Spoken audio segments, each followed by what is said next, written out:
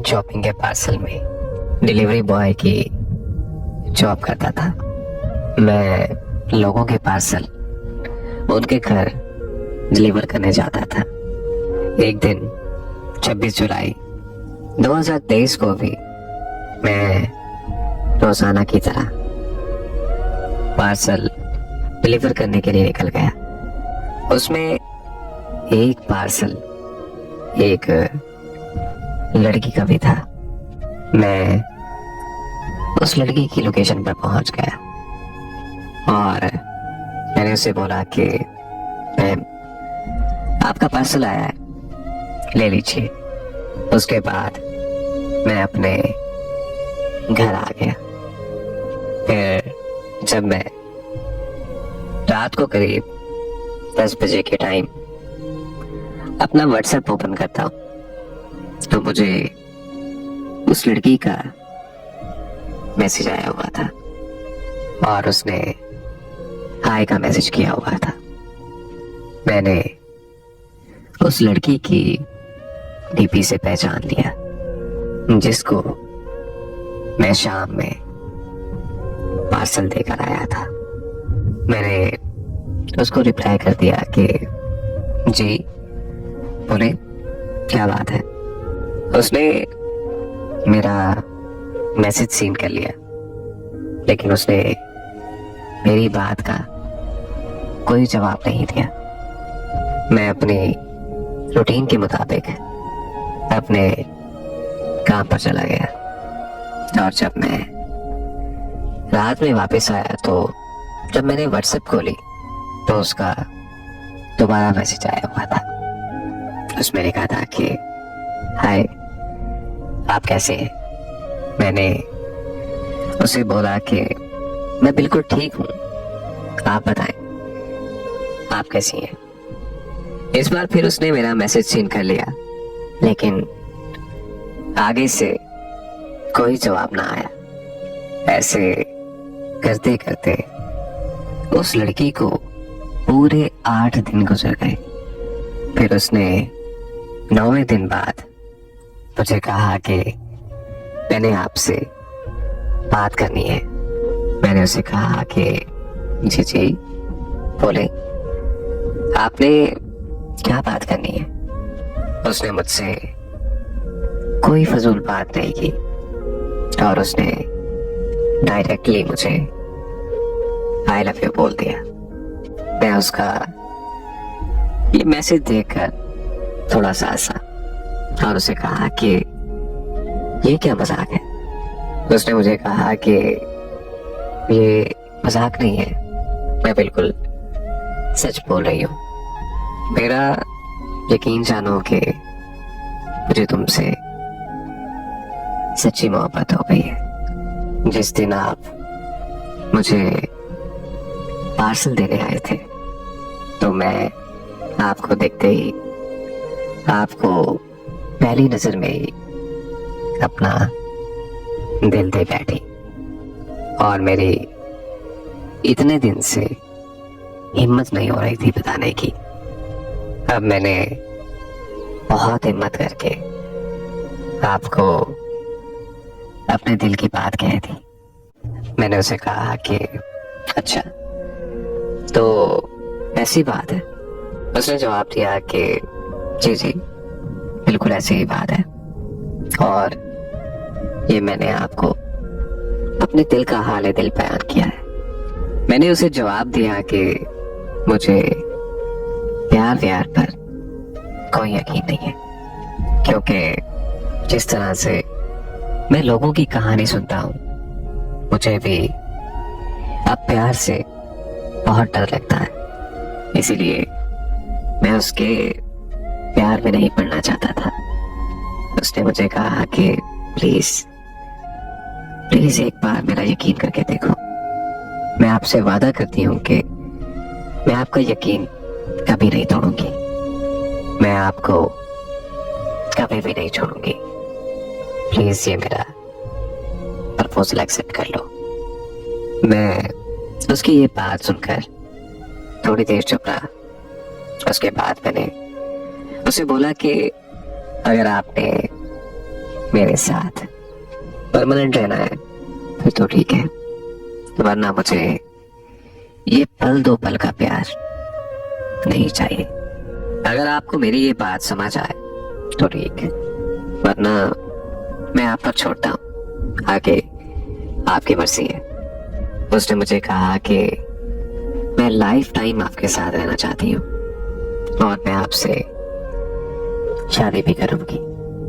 फिर मैंने उसके बहुत ज्यादा इजहार करने पर उसका प्रपोजल एक्सेप्ट कर लिया, उसे ये कह करके कि मुझे कभी धोखा मत देना।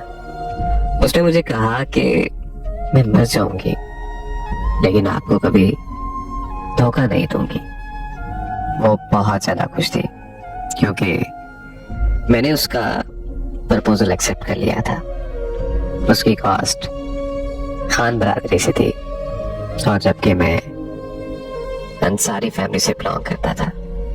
मैंने उसे कहा कि हमारी कास्ट तो डिफरेंट है, क्या पता इसी चीज को देखते हुए आपके अब्बू ना माने। तो मुझे बोली कि कास्ट से कोई फर्क नहीं पड़ता, हमें तो मुसलमान ही ना। फिर हम हर रोज सुबह शाम बातें करने लगे, लेकिन मेरा दिल अंदर से उस पर पूरी तरह यकीन नहीं कर पा रहा था। हत्ता कि मैंने उसे कह भी दिया कि यार मेरा दिल पूरी तरह तुम पर भरोसा नहीं कर पा रहा।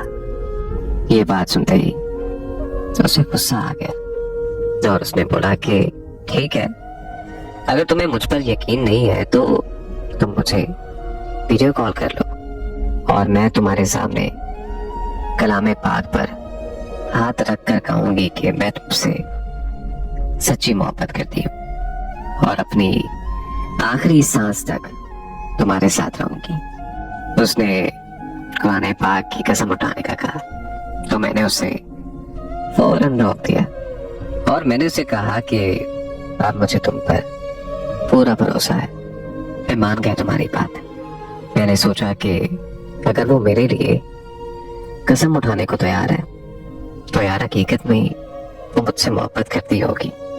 हम दोनों की बातें लंबी होती गई। वो मुझे कहती थी कि तुम अंधे हो जाओ अगर तुम्हारी आंखें मेरे अलावा किसी और को देखें। दुनिया की सारी लड़कियां तुम्हारी बहनें सिर्फ मुझे छोड़कर, और मेरे भी सारे भाई हैं सिर्फ तुम्हें छोड़कर। जब वो ऐसी बातें करती थी तो मुझे वाकई लगता था कि वो मुझसे बहुत प्यार करती है। मैं उसका बहुत ख्याल रखता था। इत्तेफाक से वो मेरे घर से 2 किलोमीटर दूर रहती थी। फिर एक दिन हमने मिलने का प्लान बनाया और साथ बैठ के कॉफी पीने का मौका मिला। उसने आते ही मुझे गले लगा लिया और मेरा हाथ पकड़कर कहने लगी कि मैं ये हाथ कभी भी नहीं छोड़ूंगी। मैंने उसे एक बहुत प्यारी सी घड़ी भी गिफ्ट की। हमें बात करते हुए 2 महीने गुजर गए। उसने मुझे एक दिन कहा कि मैं आपसे एक बात कहूं। मैंने उसे कहा कि जी जी बोले। उसने मुझे कहा कि मेरा 1 साल पहले ही रिश्ता हो गया था। उसकी ये बात सुनते ही मेरे पैरों तले जमीन निकल गई। मैं उसे हैरानी से बोला कि ये क्या कह रही हो तुम?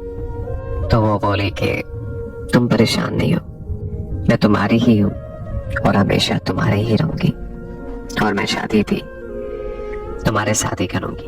उसने मुझे कहा कि वो रिश्ता मुझे मंजूर नहीं था इसलिए कि वो लड़का मेरी इज्जत नहीं करता था, हर वक्त मुझे गंदी गंदी गालियां देता था।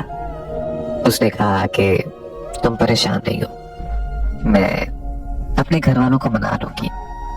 उसने एक बार फिर से मुझे यकीन दिलाया और मैं उस पर यकीन करता चला गया। मैं उसका बहुत ख्याल रखने लगा।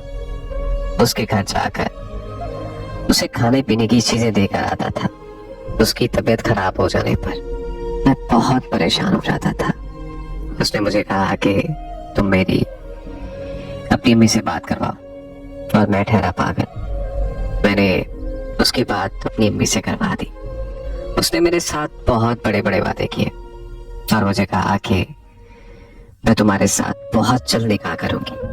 हमें बात करते करते 5 महीने गुजर गए और एक दिन उसने कहा कि सॉरी यार, मैंने अपने घर बात की थी, लेकिन अब मेरे घर वाले कभी भी नहीं मानेंगे।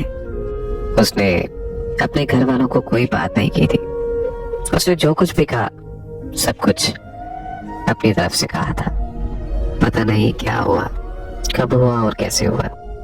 एक दिन उसने मुझसे सारे रिश्ते नाते तोड़ दिए और मुझसे ब्रेकअप कर लिया।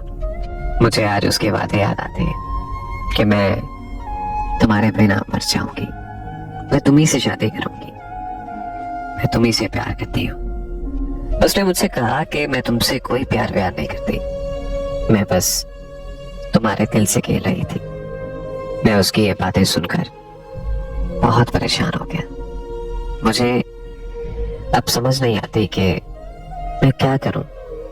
मैं पूरी तरह ज़हनी तौर पर उसकी मोहब्बत में गिरफ्तार हो चुका हूं। उससे जुदा होने का कभी सोच भी नहीं सकता। आज वो जब भी मार्केट आती है तो मुझे कॉल करके कहती है कि मैं मार्केट आई हुई हूं। मैं अपने सारे काम काज छोड़कर पागलों की तरह उसे ढूंढने निकल पड़ता हूं। जिस लड़के का वो अक्सर जिक्र करती थी कि वो लड़का मुझे गंदी गंदी गालियां देता है, आज उसी के नाम के प्यार पर स्टेटस लगाती है और वो शादी भी उसी से करेगी। मुझे इन सब चीजों से ज्यादा अफसोस इस चीज का होता है कि उसने अपना ईमान बेच दिया। उसने मेरे सामने ये कहा कि मैं कुरान पाक पर हाथ रख के कहती हूँ कि मैं तुमसे बहुत मोहब्बत करती हूँ। जो इंसान इस हद तक गिर सकता है, मेरा नहीं ख्याल कि वो कभी मोहब्बत करेगा। मैं उसके लिए कभी भी बद्दुआ नहीं करूंगा। बस मैं उसके लिए एक ही दुआ करूंगा कि अल्लाह पाक उसे नेक हिदायत दे।